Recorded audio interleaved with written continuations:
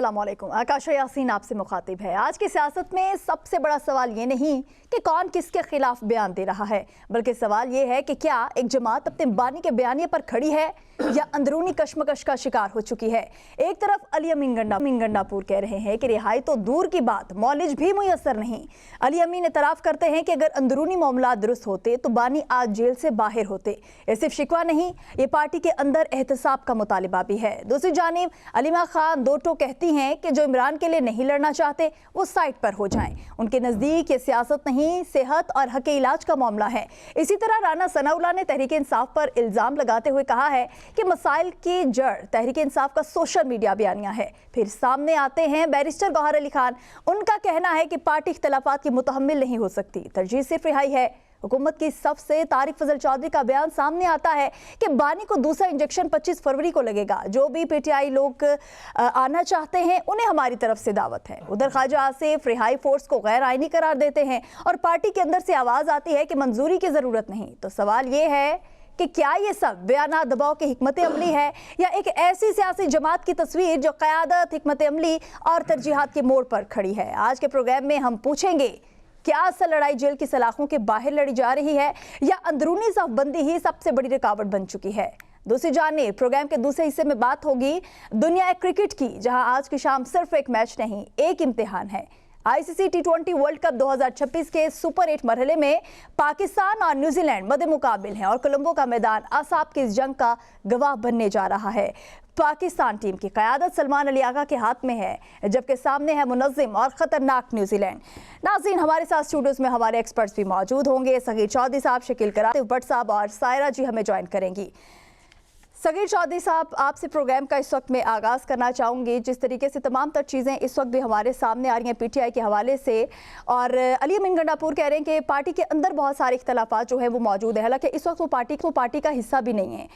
PTI की जो मौजूदा क़यादत है वो ये कह रही है कि ये तमाम तर चीज़ें तो हमारे सामने नहीं आनी चाहिए। जिस तरीके के बयानात जो हैं वो भी हमारे सामने आए हैं। उसके साथ वज़ीर आला जो केपी के हैं वो एक रिहाई फोर्स का जिक्र कर रहे हैं, रिहाई फोर्स की बातें कर रहे हैं और उनकी जानिब से यही कहना है कि ईद के बाद बहुत ही मुश्किल एक सफ़र होगा हुकूमत के लिए। मतलब हुकूमत के को एक टफ टाइम देने की बातें हो रही हैं, जबकि हम देख रहे हैं कि अपोजिशन लीडर और पीटीआई की जो क़यादत है वो इस चीज़ को मुस्तरद कर रहे हैं। किस नज़र से देख रहे हैं आप इसको? बिस्मिल्लाहिर्रहमानिर्रहीम। शुक्रिया आकाशा।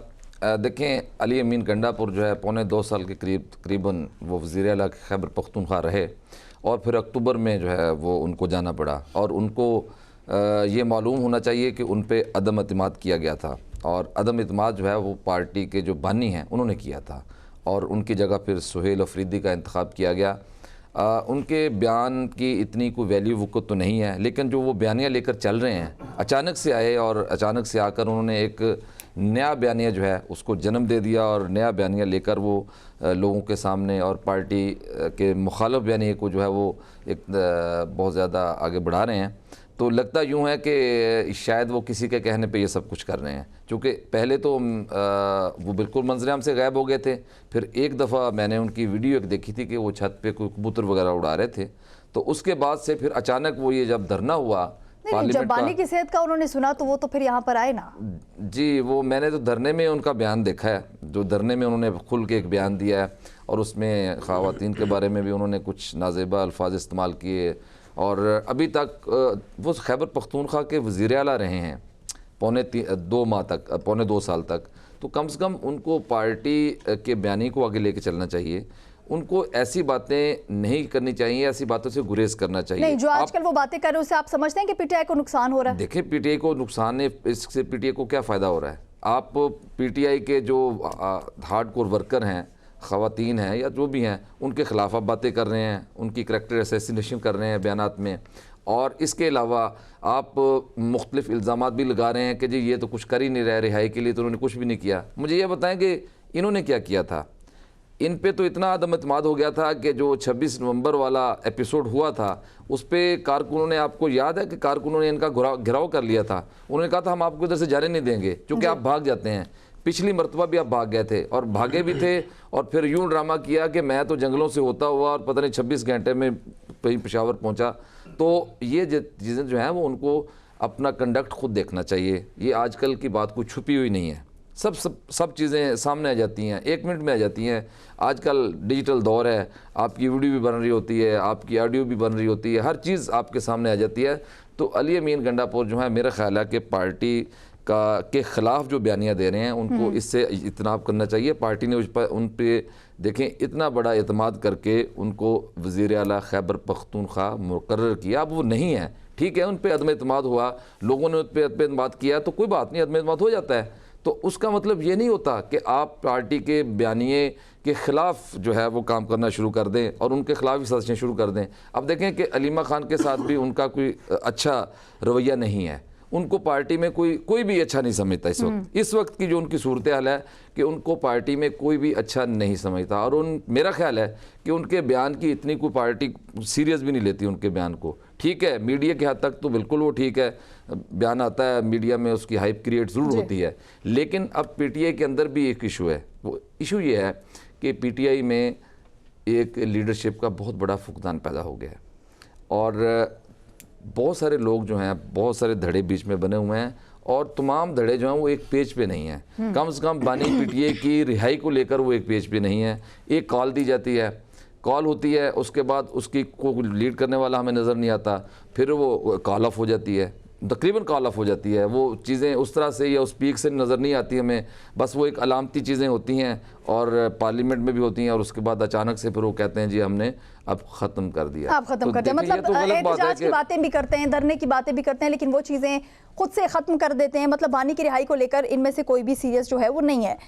शकील करार साहब, वज़ीर आला की जो रिहाई फोर्स थी, जो रिहाई फोर्स की वो बात कर रहे थे कि ईद के बाद एक रिहाई फोर्स हम लोग स्टार्ट करेंगे, उसको मुस्तरद कर दिया है ऑपोजिशन ने भी और उसके साथ ऑपोजिशन लीडर ने भी और उसके साथ साथ पीटीआई की जो सीनियर क़यादत है उसने। हालांकि हम कल देख रहे थे कि आप जो वो रिहाई फोर्स थी वज़ीर आला सोहेल आफरीदी की, उसको बहुत ही ज़्यादा आप मतलब अच्छे तरीके से पेश कर रहे थे कि उसमें ऐसा कुछ भी नहीं है, कोई इंतशार की बात नहीं है, ना किसी को इंतशार की तरफ लेकर जाया जाएगा। लेकिन मुस्तरद करने को किस नज़र से देख रहे हैं आप? शुक्रिया काशा। देखें, मैं पहले यहाँ पर ये बात करना चाहूँगा कि पिछले कुछ अर्से में पाकिस्तान की सियासत में एक लफ्ज़ बड़ा मशहूर हुआ है, वह है सॉफ्टवेयर अपडेट होना, कि जिसको उठा लिया जाए और फिर रातों रात उसका सॉफ्टवेयर अपडेट हो तो उसका बयानिया यकशत है वो मुख्तलिफ हो जाता है, बिल्कुल उसके पहले वाले जो उसका बयान होता है उससे वो मुख्तलिफ हो जाता है। तो वो आप मिसाल पेश कर सकते हैं फवाद चौधरी जैसे साबका पीटीआई रहनुमाओं की। तो अली अमीन के हवाले से आप ये कह सकते हैं कि ये उनकी मर्ज़ी से उन्होंने अपना ख़ुद से सॉफ्टवेयर अपडेट कर लिया है और अब वो इसी से बातें कर रहे हैं कि जो लोग पीटीआई के लोग हैं उनके साथ चलते रहे हैं वो हैरान है कि ये अली अमीन गंडापुरी है या कोई और है। देखिए, पाकिस्तान की इस वक्त सियासत जो पिछले 2 साल से 3 साल से चल रही है, उसकी मिसाल तो हमारे तमाम जो सीनियर सहाफ़ी हैं, सियासतदान हैं, वो माजी में उसका कोई मिसाल पेश नहीं कर पा रहे हैं कि पहले क्या होता रहा है और आज क्या हो रहा है। अब सूरत हाल ये है कि इसमें तो शक नहीं रहा कि पीटीआई में मुख्तलिफ धड़ेबंदियाँ हो चुकी हैं, वो इसलिए कि मरकज़ी क़यादत उनकी है कोई नहीं। एहतजाज करना है, धरना देना है, उसका फ़ैसला किसी और ने करना है और नारे किसी और ने मारने हैं। सीएम के पीके की आप बात कर रही हैं फोर्स की, तो मैंने आपसे उस दिन भी बताया था कि इनको फोर्स बाकायदा ऐलान करके बनाने की ज़रूरत भी नहीं थी। अगर ये खामोशी से अपने लोगों को जलसे जुलूस करने और पुलिस से भागने और पुलिस से निपटने, आंसू गैस, शेलिंग और रबड़ी गोले से बचने के लिए अगर उनको तरबियत दी जाए तो उसमें कोई मुज़ायका नहीं है। बहुत सी ऐसी JUI की अपनी इस तरह की फ़ोर्स है जिसको वो रज़ाकार कहते हैं और वो बाकायदा मुनज़्ज़म होते हैं कि अपने जलसे जुलूसों को किस तरह मुनज़्ज़म करते हैं, तरतीब से लोगों को बिठाना, लाइन से खड़ा करना, उनको खाना देना, उनको तरतीब से वहाँ पर नमाज़ कराना। तो ये इस तरह की चीज़ें ये भी जमात इस्लामी की बहुत पहले हुआ करती थी काजी साहिर अहमद मरहूम के दौर में, और उस वक्त उनके जो कारकुन थे बड़े ट्रेन होते थे। पुलिस से हाथापाई होती है तो उस सूरत में आपने अपने आप कैसे बचाना है, ये प्रॉपर ट्रेनिंग जमात इस्लामी के दौर में थी। किसी वक्त में जब काजी साहिर अहमद मरहूम जिंदा थे उस वक्त उनकी मिसाल पेश की जाती थी।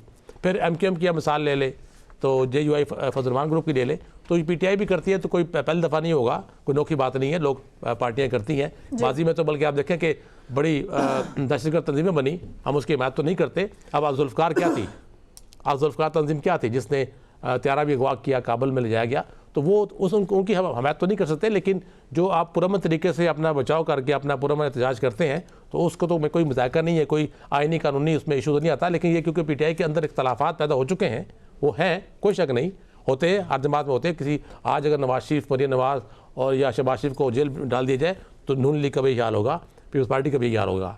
तो इसमें कसूर किसी एक का नहीं होता।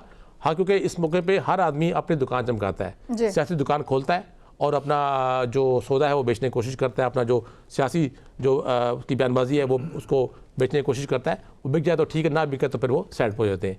तो ये पीटीआई के अंदर भी यही सूरत हाल है कि अब इमरान खान को कैसे राह कराना है। अब पूरा रमज़ान खामोशी से गुजरेगा, नारेबाजी तो नहीं होगी लेकिन बयानबाजी चलती रहेगी। ईद के बाद कोई हालात चेंज होंगे, या ये जो 25 को कहा जा रहा है, जैसे तारक फजल चौधरी ने कहा कि 25 को इमरान खान को हॉस्पिटल मुंतकिल किया जाएगा उनके इलाज के लिए, तो फिर ये देखना होगा कि हॉस्पिटल कौन सा होगा, रावलपिंडी का, इस्लामाबाद का, प्राइवेट या सरकारी। तो उसके बाद शायद फिर कुछ चीज़ें उसके मुताबिक बनाई जाए, पीटीआई कुछ बना सके, कोई प्लान बना सके कि पुरअमन तरीके से या मुज़ाकरात के ज़रिए, बातचीत के ज़रिए देखिए ना, अली अमीन गंडापुर ने जब अपने दौर में उसने यहाँ पर आया 26 नवंबर को, हमने खुद देखा कि जिस तरह वो CM KPK उस वक्त आया चाइना चौक में और सिर्फ 30 मिनट के 35 मिनट वहाँ रुका, उसके बाद अचानक मालूम हुआ कि वो चला गया है। कहाँ गया है किसी को पता नहीं, गायब हो गया। चंद घंटों के बाद इत्तला मिली कि वो तो आगे पहुँच चुके हैं। तो ये अली अमीन गंडापुर तो उस वक्त हज़ारों लोगों को छोड़ के भाग गया था, जिसके हम आप खुद गवाह हैं। हमने खुद देखा कि चाइना चौक पे वो किस तरह लेकिन खबरें ये भी हैं कि आने वाले टाइम में दोबारा से अली अमीन गंडापुर साहब को मौका जो है वो दिया जा सकता है। शकील करार साहब, आपका पाकिस्तान में खबरें तो बहुत सी चलती रहती हैं। पाकिस्तान में खबरें तो नवाज शरीफ की भी चल रही थी कि प्राइम मिनिस्टर बन रहा है, ये भी चल रही है कि शहबाज शरीफ को हटा रहे हैं और सेकंड टर्म जो है पीपल्स पार्टी है। लेकिन ये भी तो बात है ना कि पीटीआई की जो मौजूदा क़यादत है वो सोहेल आफरीदी साहब से इस वक्त नाखुश है। ये चीजें भी हमारे सामने 2 महीने में नाखुश हो गई। सायरा जी, तारिक फजल चौधरी का ये जो बयान है जिसका जिक्र अभी शकील करार साहब ने भी किया है कि बानी को दूसरा इंजेक्शन 25 फरवरी को लगेगा। जो भी पीटीआई के लोग आना चाहते हैं उन्हें हमारी तरफ से दावत है। हम ये भी तो देखते हैं ना कि हुकूमती वज़रा जो है वो बयान तो दे देते हैं लेकिन बाद में वो उस चीज़ से मुकर भी जाते हैं। सो आपको क्या लगता है कि 25 फरवरी की जो बातें हो रही हैं, सो बानी से मुलाकात की इजाज़त दे दी जाएगी फैमिली को भी और जो भी पीटीआई से मिलना चाहे उनसे? अस्सलाम वालेकुम। नहीं जी, इनमें इतनी हिम्मत ही नहीं है और ना बड़े हैं, मुझे अच्छा भी लगता, कोई दूसरा लफ्ज भी इसका मुतबादिल नहीं है और इतनी हैसियत भी नहीं है कि ये इस तरह की बात कर दें और इनकी मानी जाए। उससे पहले भी आपने देखा कि जिसने जो बयान दिया, राना सनाउल्लाह ने डील का जिक्र किया, तो जो स्पोक पर्सन है गेट नंबर 4 के, जिनको वहां से खबरें मिलती हैं, जो अताई सेनेटर हैं, बेनामी अकाउंट सुने थे, बेनामी सेनेटर हैं वाडा साहब, वो आके देखा कैसे एकदम से बिलबिला उठे। इधर से डील की बात होती है, उधर से मुनीफ फारूक बिलबिला उठते हैं। मतलब जिनकी वो कहते ना कि पथारे लगे हुए उस गेट के बाहर, तो वो फिर आके हमें बताते हैं कि भाई असल ताकत का मंबा कौन है। इन्होंने प्रोग्राम चलाना होता है या प्रोग्राम में बैठ के वो जो कहते हैं ना कि एक वक्त गुजारना होता है, बयानबाजी कर दी, अब उसके ऊपर बोलते रहे, यानी कि ये अपने बयान पे कायम रह सकेंगे। इधर से बहुत सारे लोग हैं, मैं 50 का काफिला लेकर आ जाऊं, इन्होंने कहा है कि आए। मुझे काफी लोगों ने बोला है कि इस्लामाबाद जब भी जाना हो तो प्लीज मुझे भी साथ लेके चलना।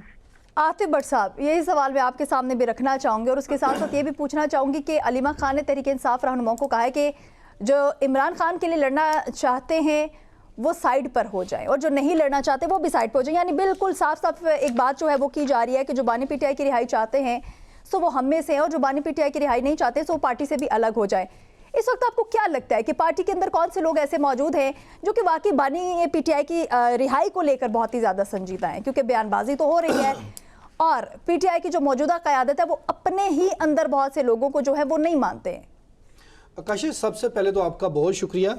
मैं शुरू करूंगा ये फोर्स की आजकल नई एक दास्तान इन्होंने रिहाई फोर्स जो है, ये मैं अपने नाज़रीन को बताता जाऊं कि ये लाखों लोग टाइगर फोर्स के नाम पर, जब हुकूमत थी पीटीआई की, उस वक्त एक फोर्स बनी थी टाइगर फोर्स, वो आज नज़र नहीं आ रही। बड़ी रजिस्ट्रेशन हुई थी, ये जो उस्मान डार साहब हैं, ये सारे लोगों ने मिलकर ये बड़ी रजिस्ट्रेशन की थी। वो फोर्स आज कहाँ है कि इनको अब नई फोर्स की ज़रूरत पड़ गई है। और दूसरी बात है कि जब ये लोग ओहदे लेते हैं तो उस वक्त ये कहते हैं कि हम इमरान खान की रिहाई के लिए ये करेंगे वो करेंगे। वो ओहदे लेने के बाद इनको क्यों याद आता है कि हम तो ये नहीं कर सकते, हमें इसके लिए अलग से रिहाई फोर्स बनानी पड़ेगी। अब पीटीआई के अंदर ये जितनी भी चीज़ें चल रही हैं, अली अमीन गंडापुर जो हैं वो इस वक्त अपना बदला लेने आए हुए हैं, जिन्होंने उनको नहीं चलने दिया, जो उस वक्त पार्टी के अंदर जो अंदरूनी इख्तलाफात थे उनके दौर में भी थे, और कोई कामयाब ना हो जाए। ये पार्टी के अंदर जब कोई पॉलिसी बनाता है, एक तब्दीली बनती है, तो इनके अंदर कोशिश होती है कि अगर अली अमीन गंडापुर कामयाब होगा तो इसके 5 साल पूरे हो जाएंगे। अभी यही चीज़ हो रही है कि सुहेल अफरीदी अगर कामयाब होगा तो उसके 5 साल पूरे हो जाएंगे। विद इन पार्टी जो है ये लेग पुलिंग का ऐसा सिस्टम जारी है। मैं बार बार कह चुका हूँ इसी प्रोग्राम में भी कि पीटीआई के लोग एक शख्स कॉल देता है, 10 उसकी मुखालफत करते हैं, और जब उस पर इम्प्लीमेंट करने का वक्त होता है, ये लास्ट टाइम जुनैद अकबर ने कॉल दी और उसका रिजल्ट आपके सामने है। उससे पहले अपोजिशन और ये अब रिहाई फोर्स और ये आपस में इत्तेफाक नहीं है, ये सिर्फ बयानियाँ देते हैं। अब अलीमा खान की तरफ आ जाते हैं। अलीमा खान को भी पता है कि कौन से लोग इमरान खान की रिहाई नहीं चाहते। मैं कहता हूँ कि पार्लियामेंट में के अंदर बैठे हुए तमाम अरकान जो पीटीआई के हैं वो नहीं चाहते कि बानी पीटीआई जो है वो जेल से बाहर आए, क्योंकि उनकी दुकान खत्म हो जाएगी, सियासी दुकान खत्म हो जानी है। पाकिस्तान में जो वोट मिला है, जो मशहूर मारूफ है, वो पीटीआई का कोई भी एमएनए नहीं है, वो है बानी तहरीक इंसाफ। इमरान खान का नाम लोग लेते हैं, उसी के नाम पर वोट देते हैं, और उनको पता है कि जब ये बाहर आ गया, अब ये बाहर लाने में जितनी इस वक्त ताकत इमरान खान के साथ है, जितनी आवाम साथ है, अगर उसका ये बेहतरीन यूटिलाइज करते, अगर ये बुज़दिल लीडरशिप ना होती, अगर ये अली अमीन गंडापुर जैसे सुहेल अफरीदी जो आज अभी तक ये डिसाइड कर रहे हैं कि मुझे तो अभी तक ये नहीं पता कि मैं T20 का ओपनिंग प्लेयर हूँ या टेस्ट का, तो ऐसे लोगों से ये तवक्को रख के बैठी हुई हैं, और ये कहना कि पार्टी से साइडलाइन हो जाए, जिनकी दार रोटी, जिनकी सियासत बानी पीटीआई के जेल में रहने से चल रही है, वो कैसे ये कहें कि हम बानी पीटीआई की रही। ये जितनी बातें कर रहे हैं ये सिर्फ ऊपर की हद तक जो है वो कह रहे हैं कि बानी पीटीआई के लिए वो सीरियस हैं, उनका इलाज होना चाहिए, ये होना चाहिए। अगर इनके दिल से पूछे तो वो कहते हैं कि जब तक ये अंदर है तो हम बाहर मज़े कर रहे हैं और सुकून से सियासत कर रहे हैं। जिस दिन बानी पीटीआई बाहर आ गया, और ये आपको भी पता है आकाशा, हमें सबको पता है कि बानी पीटीआई ने बनी गाला के अंदर नहीं रहना, ना ही वो बैरून मुल्क जाने के लिए बाहर आएगा। वो बाहर आएगा तो आकर इस हुकूमत के लिए ज़मीन तंग करेगा, हुकूमत को का दरन तख्ता करने के लिए, उसको घर भेजने के लिए इकदाम उठाएगा, और ये सड़कों पर ही दिन रात गुजरेंगे पीटीआई के। अभी आपको ऐसा नहीं फील होता अगर बानी पीटीआई से एक मुलाकात हो जाए तो पीटीआई के अंदर जो भी मौजूदा क़यादत है उनमें से बहुत से ऐसे वज़रा हैं जिनको उड़ा दिया जाएगा? बानी पीटीआई से मुलाकात हो या ना हो, इससे पहले मुलाकातें होती रही हैं, कौन सा अमल दरामद हुआ है? बानी पीटीआई जिस तरह इन लोगों से मुखातिब होते हैं, जिस तरह बुरा भला इनको उधर मुलाकात में कहा जाता है, जिस तरह वो इनके अंदर बुज़दिल लोगों के अंदर बहादुरी की वो फूंक मारते हैं, वो इनके अंदर जो फूंक जो है वो दाखिल नहीं होती है, इनमें बहादुरी नहीं आती। बानी पीटीआई बार बार इस हवाले से उनको कह चुके हैं, लेकिन ना उस वक्त की केपी के हुकूमत, ना मौजूदा केपी के हुकूमत, इसी तरह जो पार्लियामेंटेरियन है पंजाब में कह लें, MPs कह लें, MNAs कह लें, इधर कोई भी बानी पीटीआई को वो कोशिश, उनकी अपनी कोशिश है कि बानी पीटीआई से मुलाकात ना हो, क्योंकि बानी से मुलाकात हुई, उसने कोई कॉल दी, तो इनको वो अमल करना पड़ेगा जिसमें ये एक्सपोज होते हैं। और ये फिर आखिर में करते क्या है, मामला पॉलिटिकल कमेटी में जाता है। वो कहते हैं जी लोग सड़कों पर आएँ, लोग रातों को घरों से निकल कर चिरागा करें, कोई लीडर नहीं आएगा, ये अवाम जो है वो करेंगे। तो ये अभी भी ये जो रिहाई फोर्स का नाम है, ये कोशिश कर रहे हैं कि उनके जहन से, उनके ऊपर वो एक जो तलवार लटकी हुई है कि बानी पीटीआई की रिहाई के लिए जो हमने वोट लिया है, उसकी बजाय अब वो तलवार जो है वो अवाम के सर पर रख दें और एक फोर्स बनाकर जो है वो कर दें जिसकी मुखालफत की गई है। सुहेल अफरीदी जो हैं, अली अमीन गंडापुर को हटाकर लाया गया है, उन्होंने अभी तक किया क्या है? कोई एक, वो भी उन्होंने बड़े बड़े खैर जो धमकियाँ दी हैं, जो जितने भी बयानात दिए हैं, अली अमीन गंडापुर इससे 10 गुना ज़्यादा धमकियाँ और बयानात देता था और मकबूल था, और बड़ा चैमगोइयाँ भी होती थी मार्केट में कि ये होने जा रहा है, ये होने जा रहा है। ये सुहेल अफरीदी तो वो उस तरह का एक माहौल भी नहीं बना पाया अभी तक। कोई ऐसी हिकमत, किस्सा मुख्तसर ये है कि ये चाहते ही नहीं कि इमरान खान बाहर आए और इनकी दुकानें बंद हों, और ये अलीमा खान हों या अली अमीन गंडापुर, ये जो है ये जितना मर्जी कर लें, ये उनको पता है कि हमारी अंदर काली बेड़े कौन है, कौन हमारे साथ नहीं खड़ा। इसके बावजूद वो कहते हैं जी जो इमरान खान की रिहाई के लिए बाहर, तो अलीमा खान जो है वो नाम लिए बगैर ये कह रही है कि जो काली भेड़े मौजूद हैं, जो बानी पीटीआई की रिहाई जो है वो नहीं चाहते, वो खुद ही पार्टी से अलग हो जाएं। सो इस चीज़ पे बात करेंगे, लेकिन यहाँ पर वक्त तो एक शॉर्ट ब्रेक का, साथ रहिएगा।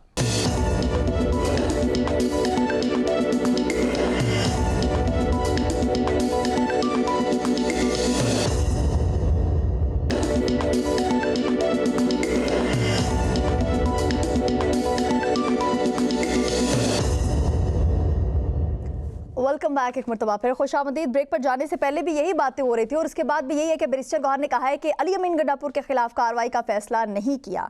शकील करार साहब क्या समझते हैं, मतलब आप तो बहुत ही ज़्यादा समटाइम देखा गया है कि आपकी जानिब से ही कहा जाता है कि पीटीआई जो है वो भी मुतहरिक है जो आपकी बातों की से जो रिजल्ट्स निकलते हैं। सो अली अमीन गंडापुर जो है वो बात भी कर रहे हैं और उनकी जानिब से ये एक बहुत बड़ा बयान देना कि बानी पीटीआई से बहुत बड़े बड़े जो जलसे हैं वो हमने करके दिखाए हैं। इसको भी किस नज़र से देख रहे हैं और जिस तरीके से बात की आतिफ भट्ट साहब ने कि पीटीआई के अंदर जो काली भेड़ें मौजूद हैं, क्या आप नहीं समझते कि उनको अब एक्सपोज हो जाना चाहिए? देखिए काशा, मेरी एक ही नज़र है और मैं एक ही नज़र से देखता हूँ और वो एक साफ़ी की नज़र। और मैं बता रहा हूँ कि अली अमीन गंडापुर जो है वो अपना वो गुस्सा जो पार्टी में रह के या सीएम की सीट बैठ के नहीं कर पा रहे थे अखलाकी तौर पर और प्रोटोकॉल की वजह से, अब वो निकाल रहे हैं। उनका ये मैं समझता हूँ कि यहाँ इस्लामाबाद में आना, धरने में और इंटरव्यू देना, ये सब प्लांटेड था। ये ऐसा नहीं है कि बाकायदा तौर पर उनकी रिक्वेस्ट की गई और एक माह पहले रिक्वेस्ट की गई थी और आज वो रिक्वेस्ट कबूल हुई और आपने इंटरव्यू दे दिए। इंटरव्यू में क्या बातें होनी थी ये भी उनको वो बता दिया गया था। तो ये सारा ये स्क्रिप्टेड है, हमें नज़र आ रहा है। इस तरह की बातें करना, देखना उन्होंने पार्टी में दो बातें बड़ी की। एक बात कर रहे हैं कि जी वो हमने कराया, मतलब अपने आप को क्या वो इमरान खान से ज़्यादा बड़ा लीडर तस्वर कर रहे हैं? इमरान खान के बगैर, पीटीआई के बगैर वो क्या है ये दुनिया को पता है। अपने आप को इतना बड़ा लीडर कैसे मान रहे हैं वो? फिर एक खातून के ऊपर इतने नाजेबा अल्फाज इस्तेमाल कर रहा जो उनकी पार्टी की है और उसी खातून के ख़िलाफ़ नून लीग पिछले 2 साल से मुख्तलिफ बयानें बना रही है और नाकाम हुई। आज भी नून लीग को मौका नहीं मिलता कि उस खातून को किस तरह वो ट्विटर पे, सोशल मीडिया पे बेइज्जत करे, लेकिन उनको कोई प्रॉपर रिकॉर्ड नहीं मिल रहा, कोई चीज़ नहीं मिल रही। तो फिर एक इन्होंने ये तरीका इख्तियार किया कि अली अमीन गंडापुर से वो बात कर दी, अधूरी बात करके उसको उस दायरे में ला के खड़ा कर दिया। तो इसका क्या फ़ायदा होगा? फ़ायदा क्या होगा? किसी को कोई फ़ायदा नहीं है, नुकसान है। इससे अली अमीन गंडापुर की अपनी पर्सनैलिटी डाउन होती है। इससे जो उसके पीछे लोग हैं उनकी जो सोच है, जो उनके ख्यालात हैं, उसकी अक्कासी होती है कि वो किस माइंड के लोग हैं और वो किस किस्म की पॉलिटिक्स पाकिस्तान में चाह रहे हैं। और ये पॉलिटिक्स आगे चल के मज़ीद ख़राब होनी है और इन्हीं सियासतदानों और उनके जो रिमोट कंट्रोल ऑपरेटर्स हैं उनके लिए ये बहुत बड़ी एक इशू बनने वाला है। क्यों कि आप जो आज बो रहे हैं कल वो काटेंगे। आज जो आप नौजवान नस्ल को आप दिखा रहे हैं, सुना रहे हैं, पढ़ा रहे हैं ना, तो वही कल फिर आपसे नौजवान आपसे गिरबान में हाथ डाल के पूछेंगे, आपसे आपकी आंखों में आंखें डाल के पूछेंगे कि उस वक्त तो आप इसकी तायद कर रहे थे, उस वक्त तो आप इस ऐसी बातों पर खुश हो रहे थे, आज जब हम सवाल उठा रहे हैं तो आप हमारे पर तनकीद कर रहे हैं कि बदतमीज़ी कर रहे हैं आप। देखिए ना, आज चैनल पर या किसी भी जगह पर आप अपनी मर्ज़ी से बात नहीं कर सकते। इस वक्त भी हमारे कितने एंकर्स जो हैं उनकी ज़बानबंदी कर दी गई है, उनको घर बिठा दिया गया है। हर चीज़ जो है वो कंट्रोल हो रही है। तो ऐसे में अली अमीन गंडापुर को किसी भी इल्ज़ाम लगा दे, किसने कितनी पदाई देनी है? लोग, हमारे तमाशबीन लोग हैं, वो तमाशा देखते हैं, उन्होंने एंजॉय किया और बात ख़त्म। लेकिन उस बयान को आप आगे नहीं बढ़ा सकते। एक खातून पर आप इस किस्म का इल्ज़ाम लगा के आप क्या साबित कर रहे हैं? आपकी सोच क्या है? आपका पॉलिटिक्स का नज़रिया क्या है? क्या पीटीआई में आज तक इस तरह की बात हुई है? क्या पीटीआई के इस तरह किसी लीडर ने किसी भी खातून के बारे में इस तरह कोई बात की है जो इन्होंने की है? तो मेरा ख्याल है कि इनकी कोई बात से, क्योंकि सोचा उसने होगा नहीं, ज़ाहिर है उसने अपना गुस्सा निकालना था, निकाल दिया। लेकिन आने वाले दिनों में देखें ना, उसके ऊपर तो हमने तो इसी अली अमीन गंडापुर को मैंने खुद बनी गाला में जब ये अरेस्ट हुए थे उससे पहले ही हमने इनको भागते हुए देखा था, पुलिस से भागते हुए, अकेले भाग रहे हैं और इनके साथ जो लोग थे वो पीछे भाग रहे हैं, सबसे आगे भाग रहे हैं रोड पे, सड़क के ऊपर। 26 नवंबर को शकील करार साहब, ठीक है, आप बात बोले ना कि आप अकेले सड़क पे एक पुलिस से भाग रहे थे, एक मामूली केस से आप भाग रहे थे। आज आप किस बहादुरी की उसकी बात करते हैं? आप केस का भी बता दें। दुनिया ने देखा आपको, वो फुटेज आज भी रिकॉर्ड पर मौजूद है। और उस वक्त भी एक पुलिस सरकार ने इनकी गाड़ी से निकलने वाली शराब की बोतल को इस तरह लहराया था, मैं पास कर रहा था कि देखे क्या है। शकील करार साहब, आपका पॉइंट आ चुका है। सायरा जीराना सना ने एक इल्ज़ाम लगाया कि 90% मसाइल जो हैं पीटीआई के सोशल मीडिया की वजह से। क्या आप समझते हैं कि ऐसा कुछ है? और क्या पीटीआई का सोशल मीडिया विंग वाकई प्रोपेगेंडा मुहिम चला रहा है या आज़ादी इज़हार राय की एक मिसाल जो है वो सेट की जा रही है? मैं तो कह रही हूँ इस वक्त मुल्क में जो मसाइल हैं उसमें 99% इस नून लीग की वजह से। ठीक है जो इस नून लीग ने इस मुल्क के आइन कानून के साथ की है, इदारों को अपने ताबे करने की कोशिश की है, पंजाब पुलिस को घर के कामे बनाया है, और अल्लाह माफ करे एक दूसरे इदारे को पंजाब पुलिस बनाने की कोशिश है। इनको बोले कि ना लेवल प्लेइंग फील्ड मांगते हैं। चौधरी साहब, सोशल मीडिया पर एक बहस जो है वो भी छिड़ गई है, क्या पीटीआई को अपने इत्तेहादियों के साथ ताल्लुकात मजबूत करने की एक ज़रूरत है? इसका भी जवाब मैं आपसे चाहूंगी, और ये भी चाहूंगी कि क्या वाकई पीटीआई का जो सोशल मीडिया विंग है वो पीटीआई को इस वक्त कमज़ोर कर रहा है? आपको ऐसा कुछ लगता? देखें, पीटीआई का सोशल मीडिया विंग ही जो है वो पीटीआई की ताकत है बेसिक। तो इसके अलावा तो पीटीआई के पास अब अफरादी क़ुव्वत आप ख़ुद देख लें कि उनकी जो क़यादत है वो क्या कर रही है, उनके बयानात देख लें वो क्या कह रहे हैं। और अभी तक बानी पीटीआई की रिहाई से मुतल्लिक कोई ऐसी मूवमेंट या मोमेंटम नहीं बनाया गया जिससे ये पता चल सके कि उनके पीछे ऐसी क़यादत मौजूद है या वो छोड़ के गए हैं और एक सूबे की उनके पास हुकूमत है, तो वो ऐसा कोई मोमेंटम बना दें या कोई इस तरह की तहरीक चला दें कि जिसमें हुकूमत जो है वो मजबूर हो जाए और मुज़ाकरात करे और उस तरीके से कोई ऐसा कानूनी रास्ता निकले कि बानी पीटीआई की रिहाई मुमकिन हो। तो क़यादत में तो ये चीज़ें जो हैं वो बहुत ज़्यादा दूर दूर तक नज़र नहीं आ रही। क़यादत तो अपने अपने मामलात में लगी हुई है और हर बंदा अपना एक बयान देता है और उसके बाद वो खामोश हो जाता है। ये सोशल मीडिया ही है जो पीटीआई को ज़िंदा रखे हुए है। आप उसको किसी भी उसमें ले लें एंगल में, कुछ लोग उसको तनकीद का निशाना ही बनाते हैं, क्योंकि वो ट्रोलिंग जब होती है तो फिर इनके अपने लोगों पे ही वो ज़्यादा हो जाती है। उसकी वजह यह है कि इनके अपने लोग जो हैं वो, जिस तरह अली अमीन गंडापुर की मैंने भी बात की, शकील करार साहब भी बात कर रहे थे कि जब वो इस तरह की बात करेंगे तो उनका सोशल मीडिया क्या खामोश रहेगा? वो तो ज़रूर उनको जवाब तो मिलेगा। तो सोशल मीडिया ही पीटीआई की असल स्ट्रेंथ है। 2014 का जो धरना हुआ था उसके बाद पीटीआई एक शक्ल में सामने उभर कर आई थी और उसके बाद ही से ही ये जो है सोशल मीडिया की बुनियाद रखी गई थी और कहा यह गया था कि अब चूँकि दौर डिजिटल दौर है तो इसमें अब आप एक्सेस का जो सबसे अहम ज़रिया है वो सोशल मीडिया प्लेटफॉर्म है। तो सोशल मीडिया प्लेटफॉर्म को मुकम्मल तौर पर यूज़ किया गया। अब ब्लेम ये होता है कि जी पीटीआई का सोशल मीडिया जो है वो तो बहुत नेगेटिव किस्म की चीज़ें फैलाता है। ठीक है, कुछ चीज़ें उनकी गलत भी होती हैं और बहुत सारी चीज़ें जो हैं वो पर्सनल भी हो जाती हैं, लेकिन क्या मुस्लिम लीग नून का जो सोशल मीडिया है वो उनका सोशल मीडिया विंग नहीं है? उसमें इस तरह की चीज़ें हम नहीं देखते? नेगेटिविटी उसमें नहीं होती क्या? उसमें फाश बातें और आप देखें कि वो भी पैरेलल चल रहा होता है। जिस तरह से पीटीआई का सोशल मीडिया है इसी तरीके से इससे भी दो हाथ आगे, क्योंकि अब तो वो गवर्नमेंट में है तो डेफिनेटली वो ज़्यादा सोशल मीडिया जो पीटीआई का है वो अब बाहर से ऑपरेट होता है, पाकिस्तान से कम ऑपरेट हो रहा है। लेकिन जो नून लीग का सोशल मीडिया विंग है वो तो पाकिस्तान से बैठ के ऑपरेट हो रहा है ना। कि आज जो एक वाल लगाई गई थी हमारे सोशल मीडिया को कंट्रोल करने के लिए, फायरवॉल, वो फायरवॉल भी खत्म हो गई है। हाँ जी, पाकिस्तान के अरबों पे डूब गए हैं।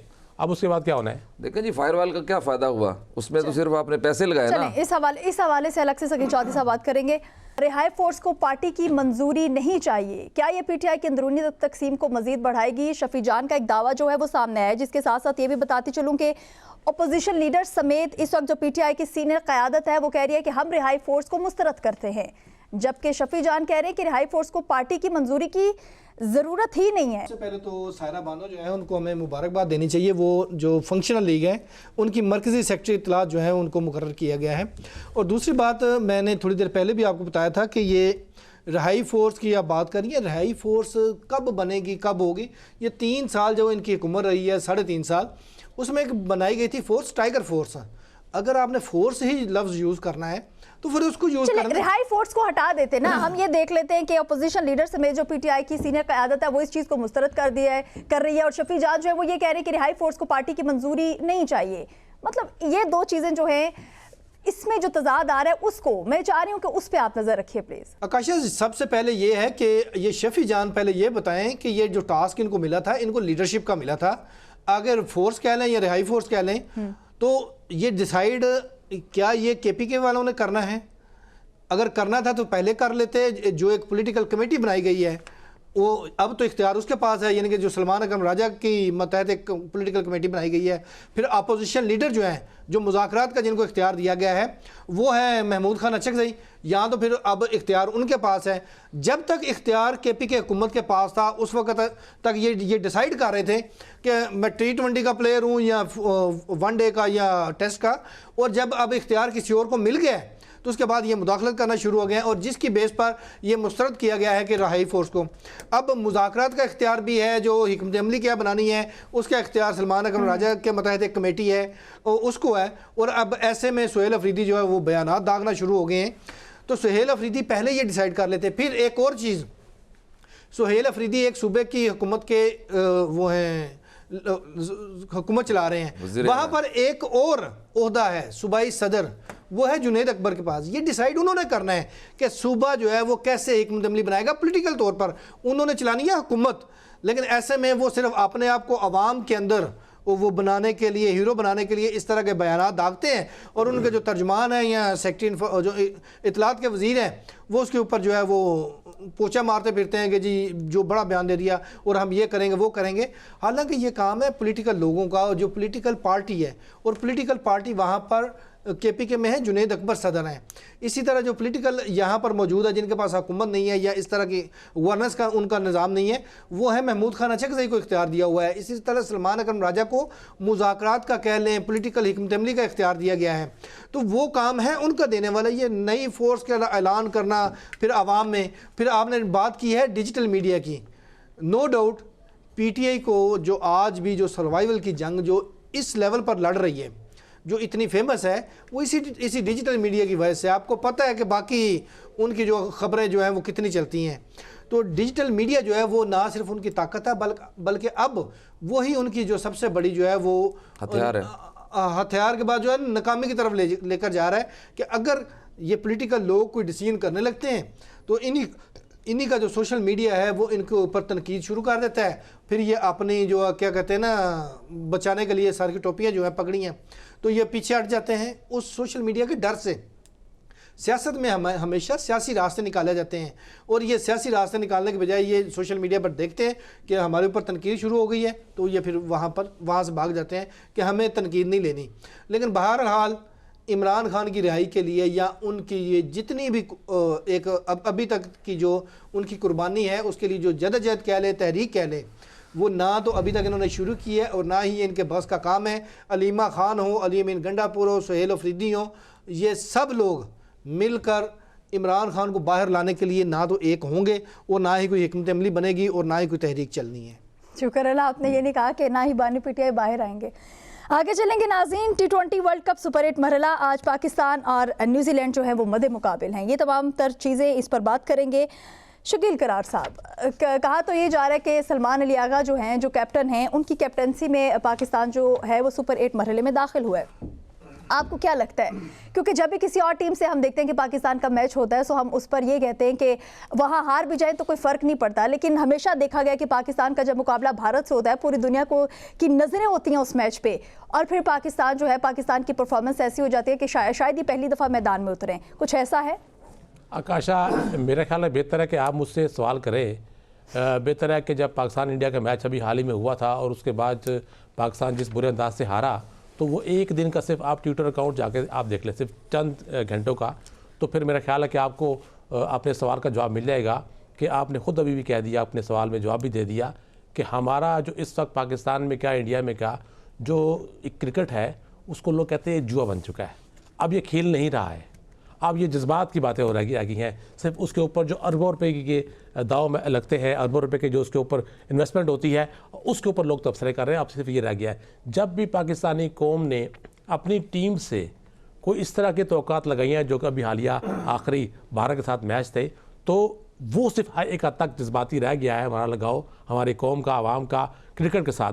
अदरवाइज़ इसके ऊपर पाकिस्तान के अंदर और पाकिस्तान के बाहर जो करोड़ों अरबों रुपए का जुआ लगता है, तो इसीलिए लोग इस पर अब ये उंगलियां उठा रहे हैं और खुल के बोल रहे हैं कि अब क्रिकेट जो है वो एक जुआ रह चुका है, खेल नहीं है। और इसको सिर्फ आप दूसरी तरफ कह लें कि जज्बात, वहाँ जज्बात जहाँ पाकिस्तान की बात आए, अगर अभी तक किसी का तबसरा किसी खेल के बारे में सच साबित हुआ हो तो आप मुझे बता दें, मैं भी तो वो तबसरा कर देता हूँ। आप मुझसे तबसरा क्या पूछने कि आज के मैच में क्या होगा, कल के मैच में क्या होगा। ये जो खेलने वाले उनको नहीं पता क्या कल क्या होना है, वो किस तरह खेलेंगे, कैसे खेलेंगे।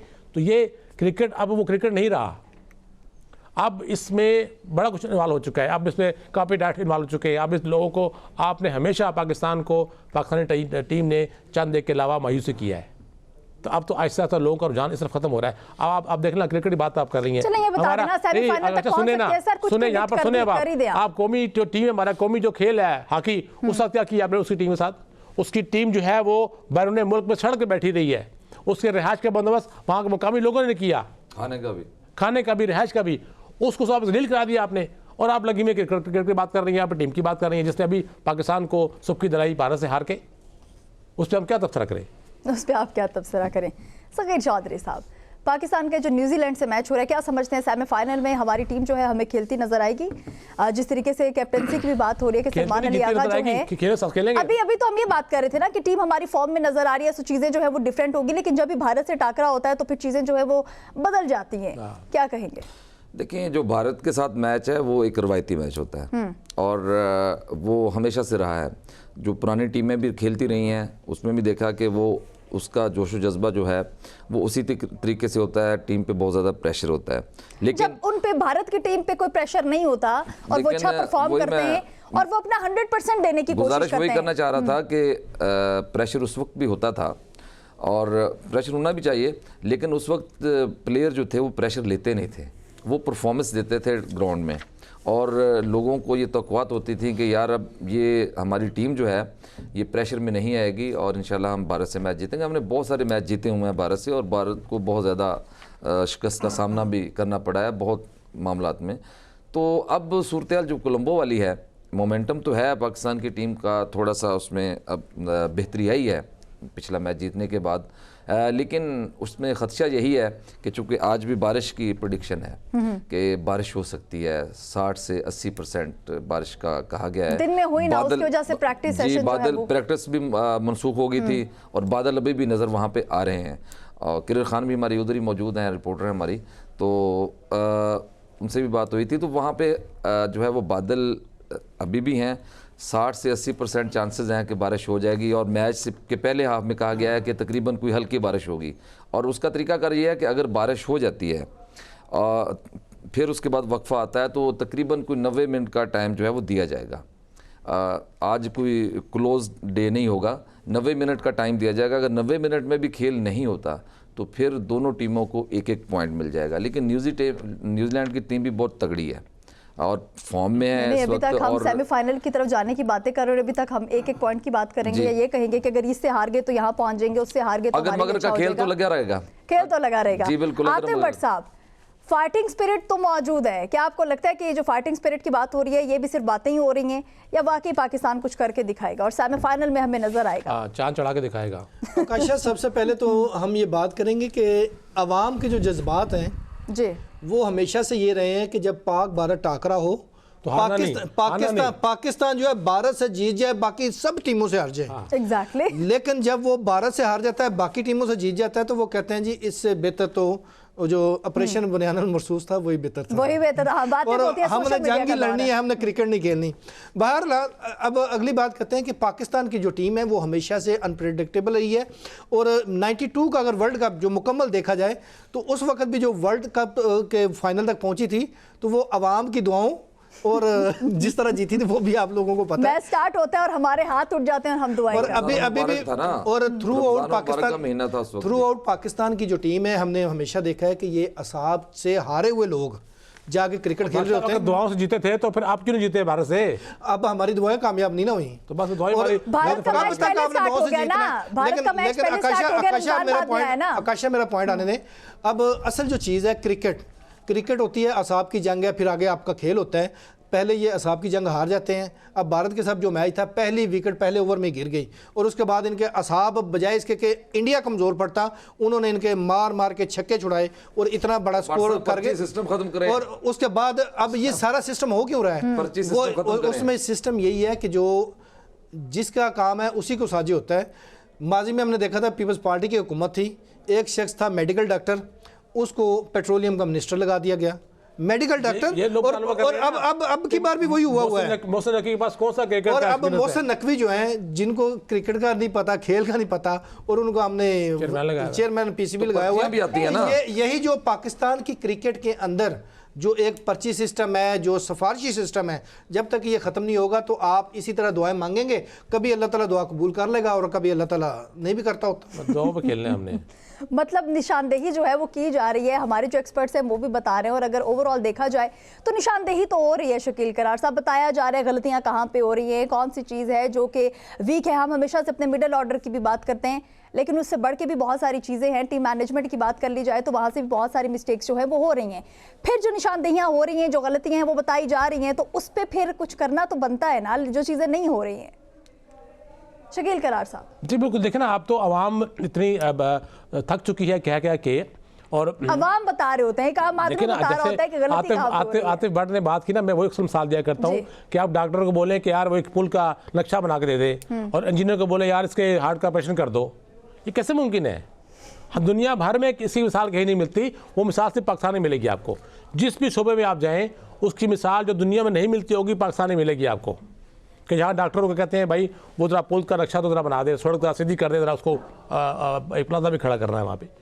और यहाँ आपको पिछले मोहसिन नकवी की हम बात नहीं कर रहे, हम पर्सनली उनकी मुखालफत नहीं कर रहे, हम प्रोफेशनली बात कर रहे हैं कि क्रिकेट के किसी खिलाड़ी को आप लगाते तो हम बात करते कि उससे पहले कौन रहा है, लेफ्टिनेंट जनरल रिटायर रहे।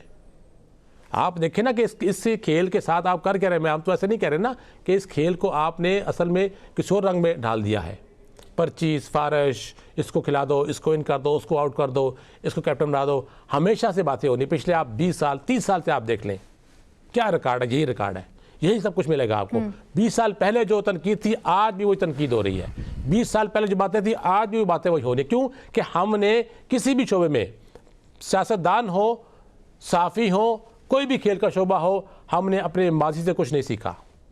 हम वो कौम है कि माजी कभी सीखते नहीं है, बस आगे बढ़ते अंधों की तरह, बहरों की तरह आगे बढ़ते जाते हैं। हम देखते नहीं कि हम पीछे क्या करके आए हैं, हमने पीछे क्या गलती की है, अपनी गलती को सुधारें नहीं।